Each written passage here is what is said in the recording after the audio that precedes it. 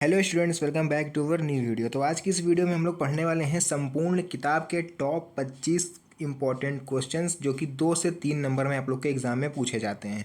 तो बड़े वाले क्वेश्चन पर तो सभी लोग फोकस करते हैं, लेकिन इन छोटे वाले क्वेश्चनों पर कोई भी ध्यान नहीं देता है, जिस वजह से एग्जाम में ये क्वेश्चन सबसे ज़्यादा छूट जाते हैं। ठीक है, या तो आप मन से लिख के आओगे या तो इसको छोड़ दोगे। तो वो केस आप लोग के साथ ना हो, इसलिए आज की इस वीडियो को पूरा एंड तक देखना है। टॉप 25 मतलब कि 25 ऐसे मोस्ट इंपॉर्टेंट क्वेश्चन आज आपको लोग को इस वीडियो में बताएंगे जो कि आप लोग के एग्जाम में 100% आ सकते हैं। तो चलिए जल्दी से अपनी वीडियो को स्टार्ट करते हैं और एक एक करके सभी क्वेश्चन आप लोग को समझाते हैं। तो भाई पहला तो क्वेश्चन देख लो क्या है कि वैद्युत द्विध्रुव आघूर्ण की परिभाषा, मात्रक व विमा लिखो। एक साथ देखो कितनी चीजें पूछ ली, परिभाषा पूछ लिया, मात्रक पूछ ली, विमा पूछ लिया। तो यहाँ पर क्या करना है, देखो वैद्युत द्विध्रुव आघूर्ण होता क्या है, समझ सबसे पहले तो ये समझ लो। तो दो विपरीत आवेशों में एक आवेश का परिमाण तथा उनके बीच की अल्पतम दूरी के गुणनफल को ही हम लोग क्या बोलते हैं, वैद्युत द्विध्रुव आघूर्ण बोलते हैं। जैसे कि यहाँ पर एक डायग्राम आप लोग को दिख रहा होगा, प्लस क्यू इधर दिया हुआ है, माइनस क्यू इधर दिया हुआ है। मात्रक हो जाएगा इसका, अगर हम बात करें कूलॉम मीटर या फिर डीवाई। ठीक, विमा होती है एलटीए।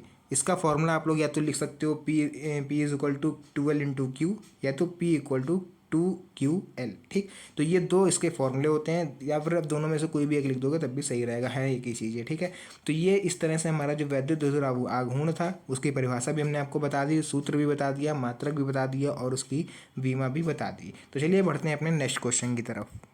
उसका देखिए नेक्स्ट क्वेश्चन हमारा क्या है कि आवेश का रेखीय घनत्व किसे कहते हैं, इसका मात्रक लिखो। तो रेखीय घनत्व देखो ये पूछा जाता है। ठीक है, रेखीय घनत्व क्या होता है, और इसी तरह से पूछा जाता है आप लोगों से जो पृष्ठ घनत्व क्या होता है, तो वो हम आगे भी बताएंगे। ठीक है, अब आप लोग को देखो रेखीय घनत्व क्या होता है कि किसी चालक की प्रति एकांक लंबाई पर उपस्थित आवेश की मात्रा को, मतलब कोई चालक तार है, मान लेते हैं हम लोग इतना बड़ा है, ठीक इस तरह से कोई चालक तार है, तो इसकी प्रति एकांक, ठीक प्रति एकांक लंबाई पर उपस्थित आवेश की मात्रा को ही हम लोग रेखीय आवेश घनत्व कहते हैं। इसको बच्चों रिप्रेजेंट हम लोग किससे करेंगे, लेमडा से इसको हम लोग रिप्रेजेंट करते हैं। ठीक है, तो इसका फॉर्मूला भी हमारा क्या हो जाएगा, lambda is equal to Q/2L। बात कर लें अगर हम लोग इसके मात्रक की, तो भाई मात्रक होता है कूलॉम पर मीटर। तो चलिए हम लोग बात कर लेंगे नेक्स्ट क्वेश्चन, यानी कि आवेश का पृष्ठ घनत्व क्या होता है। तो अभी हम लोगों ने देखिए रेखीय घनत्व पढ़ा, अब हम लोग पढ़ेंगे पृष्ठ घनत्व। तो अंतर क्या होता है दोनों में, एक छोटा सा डिफरेंस होता है, उसको समझ लो। किसी चालक चादर की प्रति एकांक क्षेत्रफल, ऊपर क्या था, एक लंबाई का तार, जैसे फॉर एग्जांपल मान लेते हैं तार इस तरह से होगा, लंबा होगा तो है ना, पतला होगा।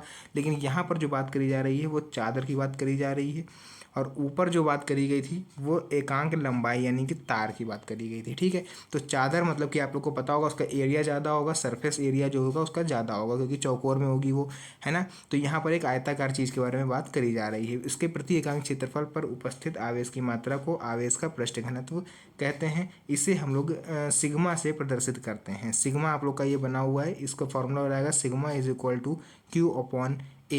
मात्रक की बात कर लेंगे इसका, तो मात्रक हो जाएगा बच्चों हमारा कूलॉम प्रति मीटर स्क्वायर। तो इस तरह से ये हमारे जो दो इंपॉर्टेंट क्वेश्चन थे ये फिनिश हुए। नेक्स्ट उसके बाद हम लोग देखेंगे समविभव पृष्ठ की परिभाषा एवं विशेषताएं बताइए। तो समविभव पृष्ठ क्या होता है, नाम से ही पता चल रहा है समविभव, यानी कि समान विभव पृष्ठ, ऐसा पृष्ठ जिसका विभव क्या हो, समान हो। तो इसको देखो बना के कैसे लिखेंगे, किसी वैद्युत क्षेत्र में स्थित वह पृष्ठ जिसके प्रत्येक बिंदु पर विभव क्या हो, समान हो, उसे ही समविभव पृष्ठ कहा जाता है। जैसे कोई हमारा पीछे दिख रहा होगा सर्किल, ये है मेरा सरफेस एरिया, और ये इसमें से जो चालक लंबाई के तार हैं आप लोग बोल सकते हो, तो विभव सभी पर क्या होगा, समान होगा। ऐसे पृष्ठ को ही हम लोग बच्चों बोलते हैं समविभव पृष्ठ।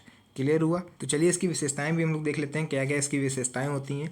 तो समविभव पृष्ठ के प्रत्येक बिंदु पर विभव क्या होता है, समान होता है, जैसा कि हम लोगों ने डिफिनेशन में पढ़ा। समविभव पृष्ठ वैद्युत क्षेत्र के लंबवत होते हैं। ठीक है, दो समविभव पृष्ठ एक दूसरे को कभी नहीं काटते, कभी भी दो समविभव पृष्ठ एक दूसरे को नहीं काटेंगे, वरना भैया शॉर्ट सर्किट हो सकता है। किसी परीक्षण आवेश को समविभव पृष्ठ के एक बिंदु से दूसरे बिंदु तक ले जाने में किया गया कार्य क्या होता है, शून्य होता है। क्लियर हो गया पूरा। अब हम लोग नेक्स्ट पढ़ेंगे लॉरेंज बल।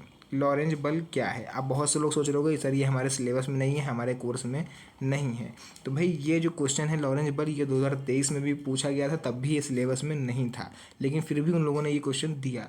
ठीक, तो यूपी बोर्ड है, कोई भरोसा नहीं है, कुछ भी पूछा जा सकता है, इसलिए भाई अपनी तरफ से हमें पूरा तैयार करना है। वैसे भी ज़्यादा बड़ा नहीं है, 2 लाइन का है, ये आप लोग को वैसे भी समझ में आ जाएगा। ठीक है, तो इसका वेक्टर रूप भी लिख देना है। देखो जब कोई गतिमान आवेश किसी चुंबकीय क्षेत्र में गति करता है तो उस पर एक बल लगता है, जिसे ही लॉरेंज बल कहते हैं।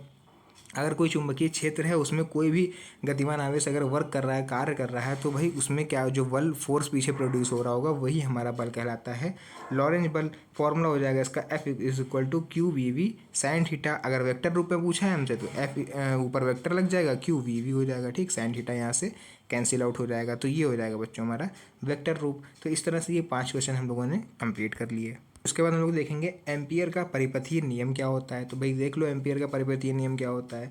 इस नियम के अनुसार किसी बंद परिपथ की सीमा के अनुदिश चुंबकीय क्षेत्र का रेखीय समाकलन बंद परिपथ द्वारा परिबद्ध कुल धारा का म्यू नॉट गुना होता है। तो इस तरह से हमारा ये जो 6 क्वेश्चन था एम्पियर का परिपथीय नियम, ये आप लोग को इसका मेन फॉर्मूला याद रखना है। डिफिनेशन अपने आप बना लोगे, ठीक है। डिफिनेशन कैसे बना लोगे, किसी बंद परिपथ में, ठीक, किसी बंद परिपथ में चुंबकीय क्षेत्र में, ठीक, एकांक लंबाई के सापेक्ष लगने वाला जो हमारा रेखीय समाकलन होता है, या फिर ऐसे बोल सकते हो किसी बंद परिपथ में चुंबकीय क्षेत्र का रेखीय समाकलन म्यू नॉट गुना, मतलब उसमें बहने वाली धारा के म्यू नॉट गुना होता है, ठीक।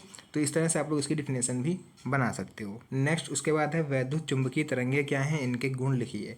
इलेक्ट्रोमैग्नेटिक वेव्स, ये भी हर साल पूछा जाता है। क्या होती हैं इलेक्ट्रोमैग्नेटिक वेव्स, ऐसी तरंगें जिनके संचरण के लिए माध्यम की आवश्यकता नहीं होती है, उन्हें वैद्युत चुंबकीय तरंगें कहते हैं, ठीक है। मतलब उनमें कोई वायर आयर अगर नहीं भी गया रहा होगा तब भी आप लोग का जो काम है वो हो जाएगा। जैसे बर्ड्स आप लोग कान में लगाते हो, ठीक, ब्लूटूथ वगैरह कनेक्ट करते हो कान में अपने, तो वो सब क्या होता है आप लोग एक तरह से बोल सकते हो इलेक्ट्रोमैग्नेटिक वेव्स के जरिए ही होता है।